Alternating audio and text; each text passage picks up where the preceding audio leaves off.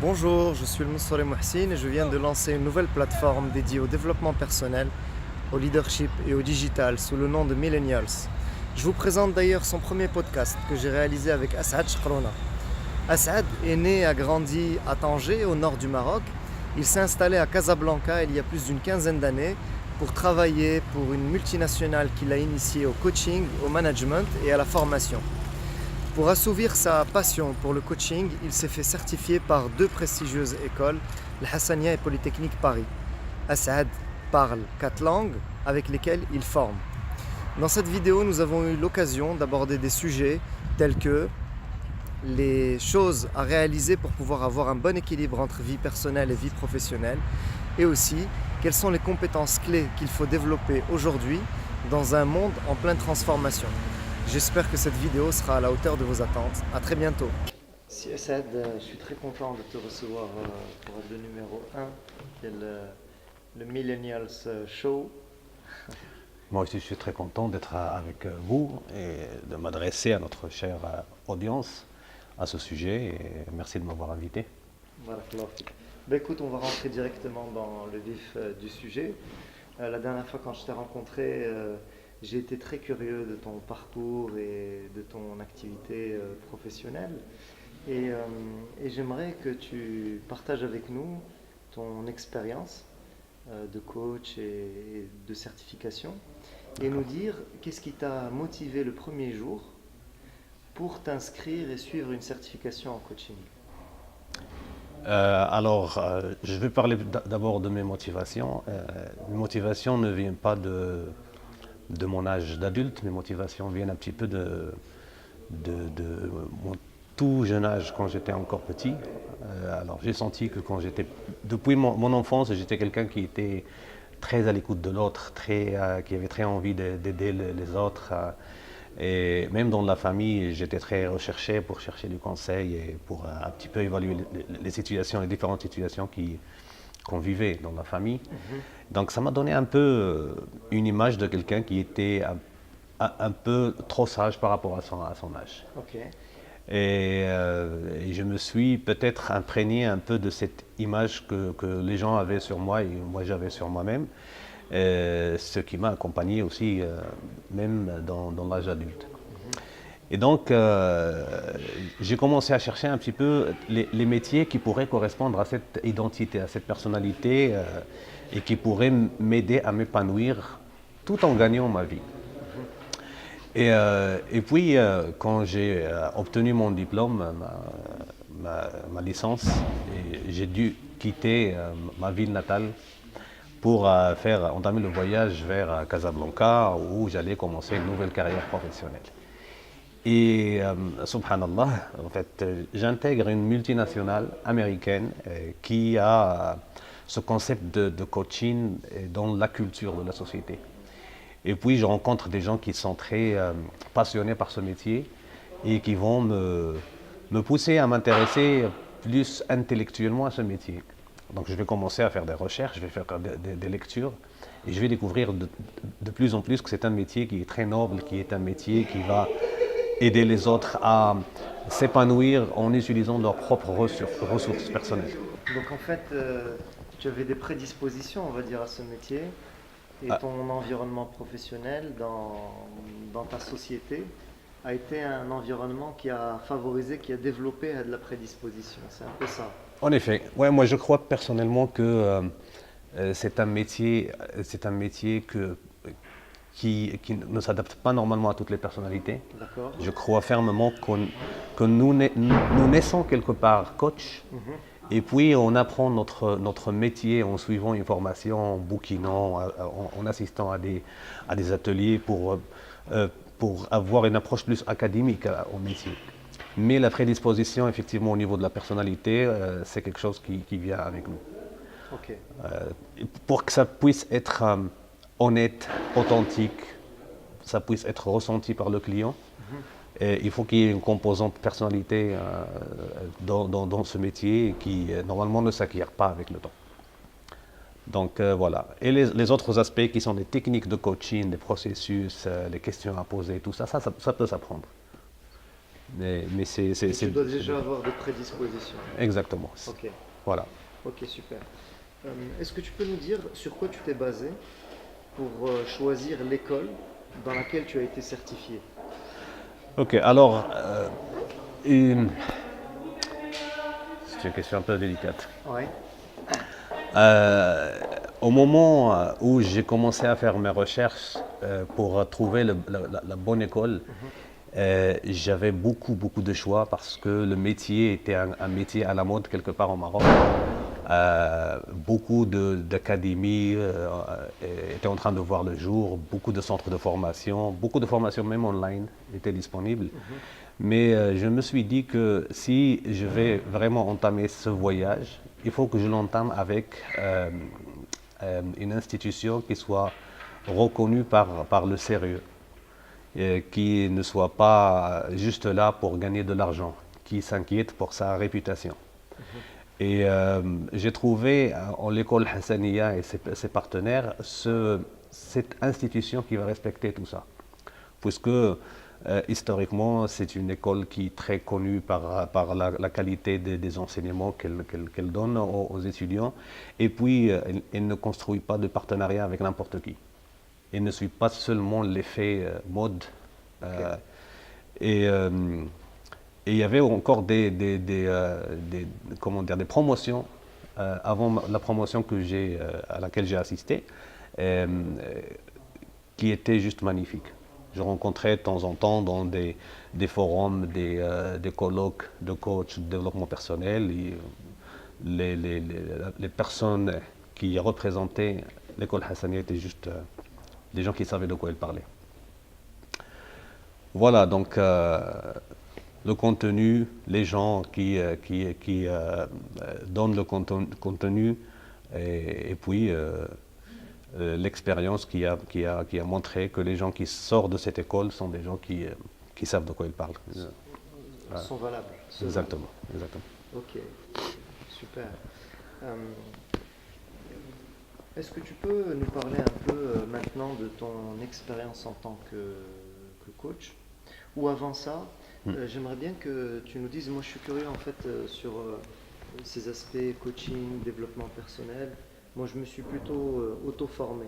Je n'ai pas une certification comme celle que tu as suivie, qui a plusieurs séances sur plusieurs semaines, il y a tout un processus académique, etc. Et je suis curieux de savoir ce qui a été le plus marquant pour toi dans cette formation. Alors, la formation, pour te dire, c'est une formation qui dure plusieurs mois, qui dure plus ou moins 1 an et demi. Ok. Avec toutes les pratiques, les rencontres coach, comment dire, le rendu de fin d'année, etc., c'est quand même d'une assez longue durée. Ce qui m'a le plus marqué pendant cette formation, c'était l'aspect recherche de connaissance de soi. Et je me suis dit au début, c'était un peu surprenant parce que là, je suis venu pour apprendre des techniques de coaching, mais on nous a vraiment amené dans un vrai voyage de découverte de soi. Donc les 3 premiers mois, même les 4 premiers mois, étaient des mois chargés d'émotions, étaient des mois qui nous ont poussés à aller chercher dans le plus profond coin de notre personnalité. Et justement, l'objectif était d'arriver à nous, comment dire, à faire la différence entre notre perception personnelle de la réalité et la réalité du client qui vient nous voir. Parce qu'on ne pourra jamais coacher quelqu'un en ayant en arrière-plan notre propre perception de la réalité. En coaching, on appelle ça la carte et la réalité. Donc le client viendra avec son background, avec son vécu, son expérience personnelle, sa culture personnelle. Et nous, il ne faut jamais qu'on soit influencé par ça. Ou se dire que moi, à la place du client, j'aurais fait ça, ou j'aurais fait ça, j'aurais fait ça. Donc tout le voyage des 3 à 4 mois avait comme objectif de nous permettre de couper et de devenir une page blanche quand on est en relation de coaching avec le client, de ne jamais faire un transfert de personnalité ou de jugement personnel sur le client qui vient. Et je crois que c'était vraiment un traitement de choc puisque pendant ces 3-4 mois, il y a beaucoup de gens qui ont pleuré, il y a beaucoup de gens qui ont reçu on va dire entre guillemets, des claques. Et ils ont découvert des choses sur leur propre personnalité que peut-être ils n'auront jamais découvert. Moi, personnellement, j'ai appris beaucoup de choses sur moi et ça m'a permis un peu de faire une pause et de vraiment confirmer ma vocation pour ce métier. Et voilà. Ok. Donc, ce qui t'a le plus touché, c'est cette phase d'introspection, Exactement. une meilleure connaissance de soi. Exactement. Et alors, pour préciser, parce que tu as évoqué ces notions, la carte, c'est comment une personne va se représenter le monde. Exactement. Et donc, c'est sa carte à elle, c'est comment elle voit le monde. Et tu dis, l'une des premières étapes, et notamment en coaching, c'est de se prémunir, de se préserver de comment nous, on perçoit le monde. Donc, éviter à ce que notre carte soit utilisée pour coacher l'autre. Exactement. Parce que notre carte peut être différente de l'autre. Et donc, c'est pas que seulement elle peut être différente, mais elle est certainement différente de l'autre. D'accord. Alors nous vivons actuellement sur cette planète, on est combien de gens? On est 7 milliards pratiquement de gens. Il y a 7 milliards de cartes différentes de la réalité. Donc aucune personne n'aura la même carte de la réalité que l'autre. Et puis ça, c'est une notion qui est appelée en psychologie la notion de transfert et du contre-transfert. Alors juste à titre d'exemple, par exemple, je vais travailler avec un manager qui va faire quelque chose, qui va me rappeler quelque chose qu'un prof avait fait avec moi des années auparavant, et que si je ne suis pas conscient de ça, je vais réagir de la même façon que je réagissais quand j'étais petit. Et sans me rendre compte que c'est un transfert que je fais d'une situation qui date depuis mon enfance sur une situation que j'ai actuellement. Le coach, parfois, est peut-être amené à rencontrer un client qui va adopter un comportement peut-être qui revient ou qui a beaucoup de similitudes entre un comportement de quelqu'un dans sa vie. Ou bien le client va lui expliquer une situation que lui-même avait vécue auparavant. Donc il sera tenté peut-être de partager avec lui une expérience personnelle qui va peut-être influencer le jugement et l'action du client et qui n'aura pas forcément un effet positif pour le client. Okay. Donc cette étape de couper court avec le vécu personnel du coach était vraiment primordial avant d'entamer les autres. La deuxième partie qui parle de technique, c'est une partie qui peut être acquise très facilement en assistant par exemple à des formations en PNL. Aujourd'hui, la formation PNL vient compléter la formation coaching. Ou bien la formation en d'autres outils comme l'analyse transactionnelle, comme la process-com. Il y a beaucoup de techniques de coaching qui peuvent être apprises. Mais ils ne peuvent être apprises et intégrées qu'à partir du moment où on a fait le travail sur soi d'abord. Voilà. Ok, super. Merci pour ces éclaircissements, Asad. Grand plaisir. J'aimerais maintenant que tu nous parles un petit peu de ta pratique du coaching. Et est-ce que tu te remémores un moment fort dans ta pratique du coaching avec une personne dans un cadre particulier, et est-ce que tu peux nous en parler? D'accord, alors tout en respectant et en préservant la confidentialité et la déontologie de ce métier, je crois que l'expérience que je peux partager avec vous, c'est une expérience qui m'a un petit peu marqué personnellement, puisque c'était surprenant pour moi comment le client ou le coaché a réagi au moment de découverte. En fait, les sessions de coaching, normalement, c'est entre 1 heure et 1 heure et demie. Et pour cette session en particulier, c'était une session de moins de 20 minutes. Moins de 20 minutes. Moins de 20 minutes. Okay. Alors, j'entame la relation avec le client, on fait connaissance, je comprends un petit peu sa situation professionnelle et je pose la question tout simplement sur quel est votre objectif, qu'est-ce que vous voulez accomplir à travers cette relation de coaching. Et la problématique qui était sur la table ce jour-là, c'était le manque de respect de la part des subordonnés. Okay. Et moi, j'entame naturellement mon processus de questionnement et je dis, quelles sont aujourd'hui les procédures que vous avez en place qui vont vous permettre de juger de l'état d'avancement, pouvoir évaluer le rendement de vos employés, etc., etc. Et la personne qui était avec moi en session de coaching, il était comme sous le choc. Il me dit, attendez, je crois que je dois partir. Je crois que je dois partir. Je me suis dit, il y a quelque chose d'urgent, quelque chose qui est arrivé. Il m'a dit, non, et ça je dois partir maintenant. Et je dois mettre ça par écrit parce que ça, c'est quelque chose. Ah ouais, ok. C'était, on appelle ça en coaching, le aha moment. Puisque parfois des choses qui sont pour nous naturelles et peut-être évidentes, il y a beaucoup de gens pour lesquels c'est une découverte. Et puis j'ai découvert par la suite que c'était quelqu'un qui menait le management ou le leadership dans son équipe de manière naturelle. Il croyait que être juste humain, compréhensible vis-à-vis de ses employés serait suffisant pour pouvoir avancer et être performant en société. Mais il y avait une partie qui n'était pas en place, qui étaient les mesures de la performance, les process au cas où quelqu'un ne suit pas ou ne donne pas satisfaction dans son poste. Comment reconnaître, motiver ses employés, tout ça, c'était pas bien organisé. Okay. Et donc, au bout de moins de 20 minutes, la personne avait déjà compris qu'est-ce qui manquait, qu'est-ce qu'elle devait mettre en place.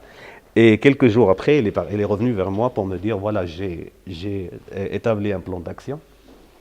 J'ai mis ça en tant que pratique dans la société, qu'est-ce que vous en pensez? Et j'ai regardé un petit peu, on a travaillé ensemble, mais c'était vraiment un travail de juste les petits détails de son plan d'action et c'était juste magnifique. Super, voilà. Ok. Merci pour ce partage d'expérience. Alors dans les personnes qui nous ont suivis et que je remercie beaucoup pour leurs encouragements et l'accueil favorable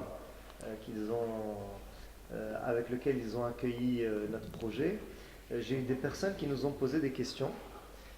Donc j'ai Sophia Mkhloufi qui est juriste et qui nous dit quelles sont les habitudes à adopter pour avoir un bon équilibre entre vie professionnelle et vie personnelle.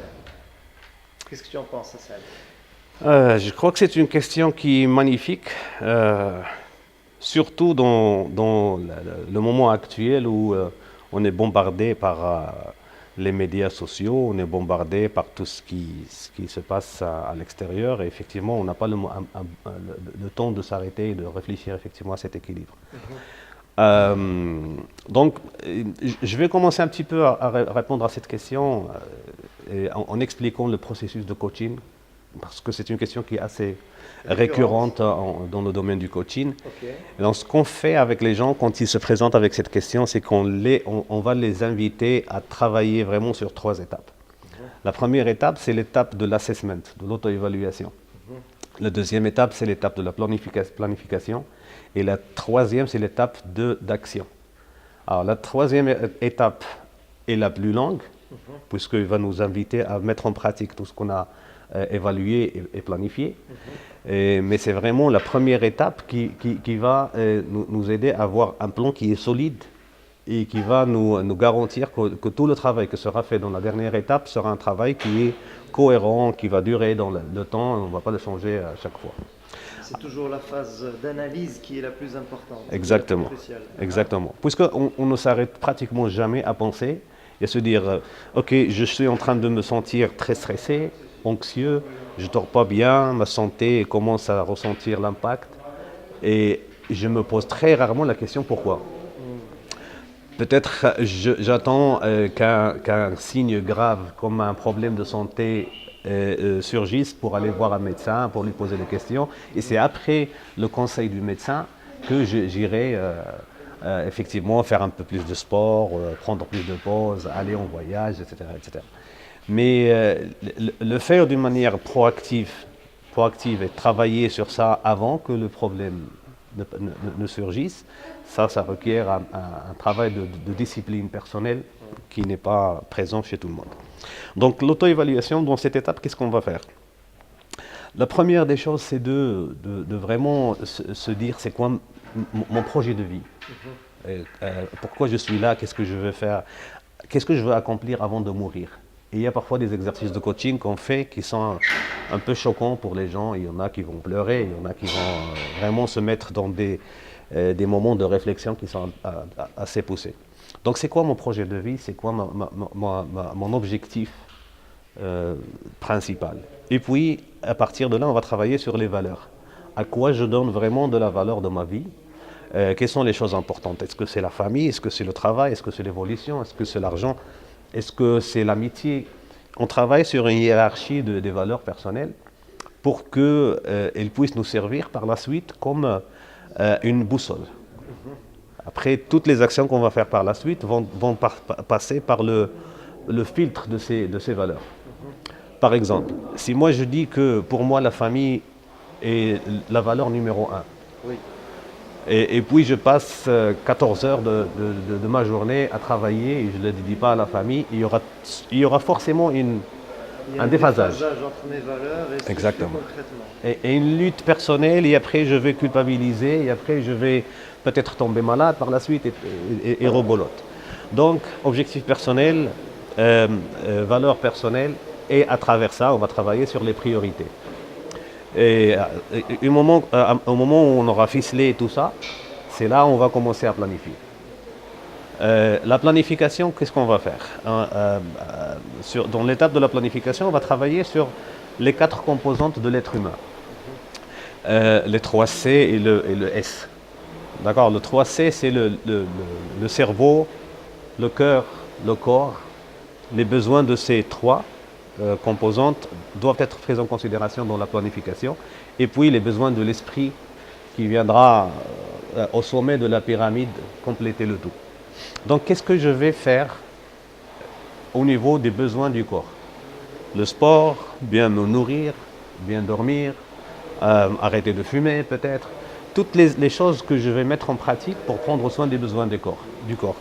Puis quelles sont les choses que je vais faire pour travailler sur les besoins du cœur? Tout ce qui est émotionnel, la relation aux autres, l'amitié, la famille, etc. Et puis au niveau du cerveau, quelles sont les choses que je vais mettre en pratique pour prendre soin de mon intellect?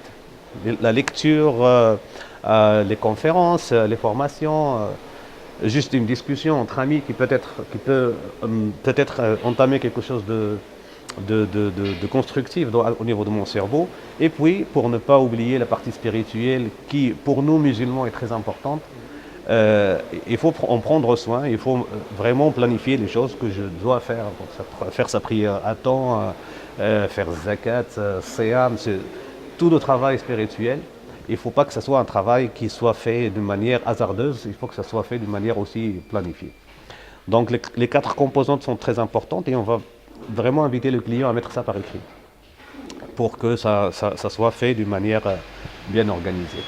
Et une fois fait tout ça, on va partir à la partie, on doit mettre en pratique le plan.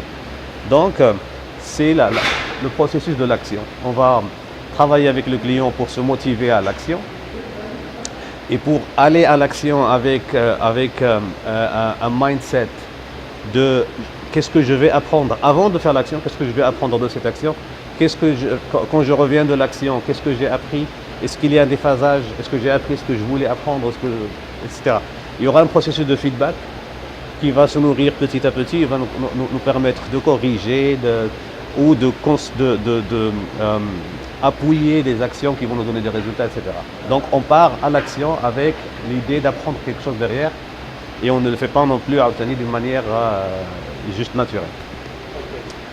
Voilà, et bien sûr, la boucle est bouclée.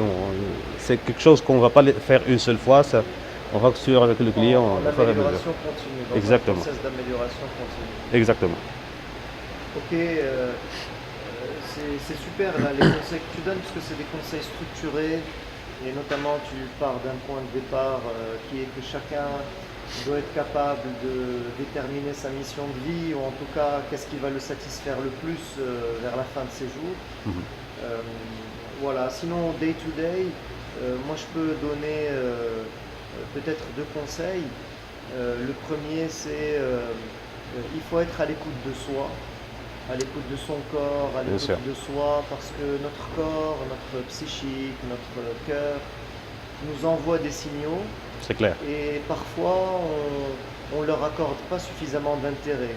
c'est vrai. Et donc des fois il suffit juste de sentir qu'on est peut-être physiquement fatigué et qu'on a besoin d'une bonne nuit de sommeil ou de jours de congé pour pouvoir retrouver un état mental meilleur puisque tout est lié. C'est vrai. Voilà, être capable d'être à l'écoute de soi, être à l'écoute de son corps.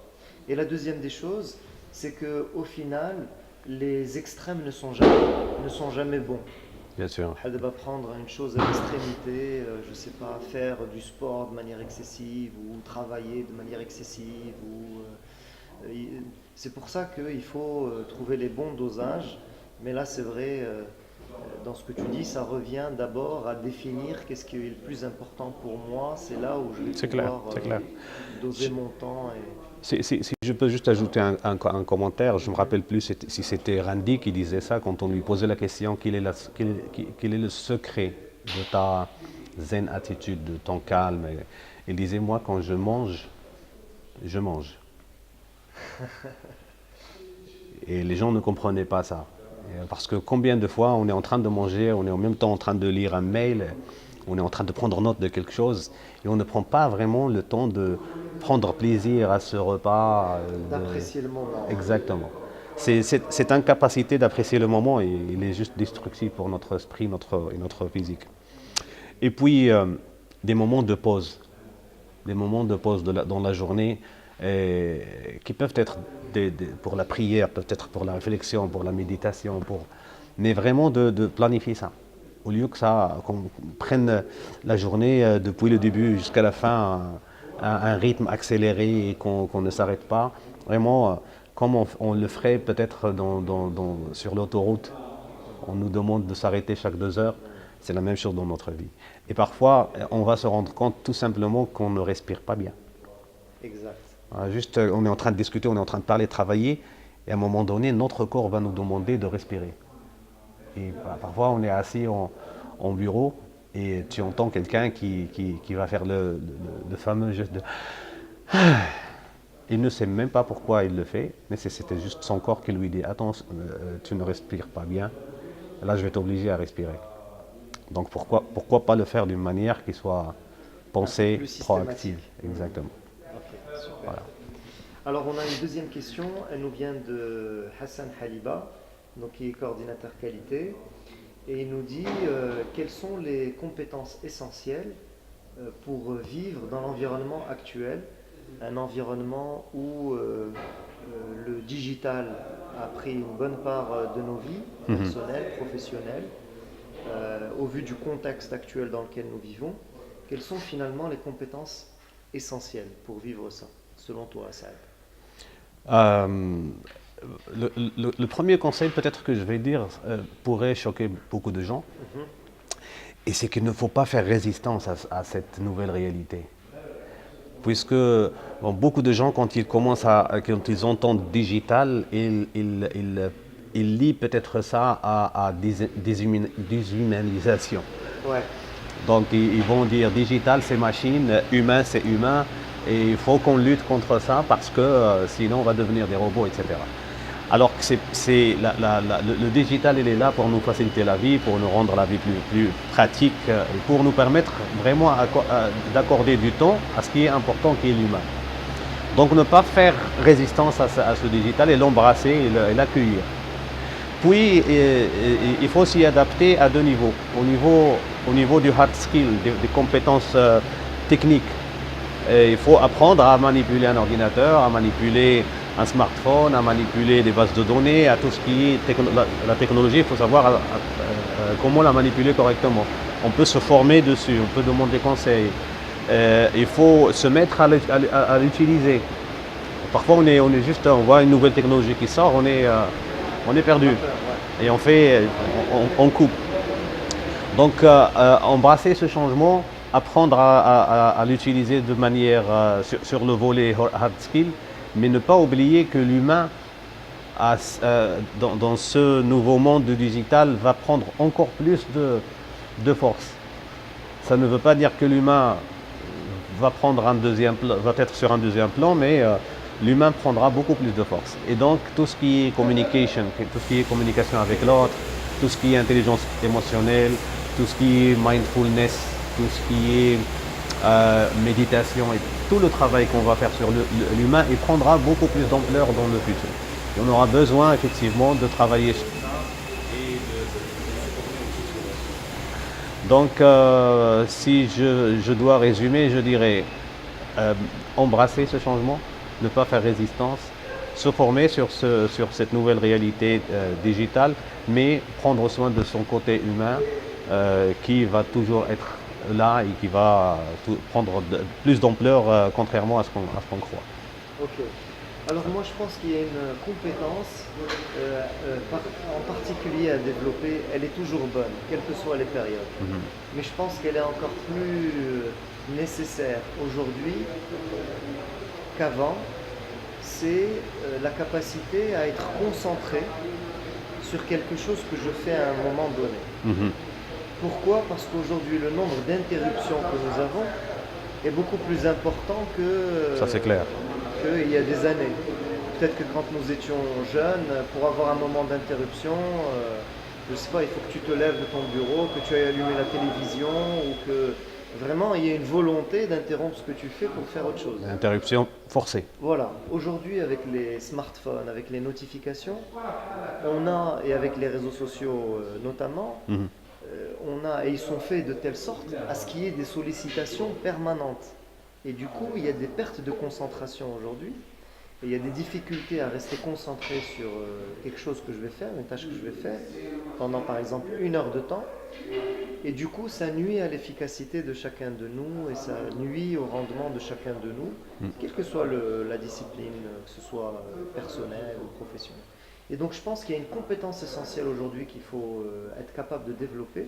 C'est déjà de se préserver, d'avoir une certaine discipline pour pouvoir réduire toutes les interruptions auxquelles on peut être confronté. C'est clair. Et la deuxième, c'est développer sa capacité à rester concentré sur un sujet pendant un certain laps de temps, le temps de le finir avant de passer à autre chose. C'est clair.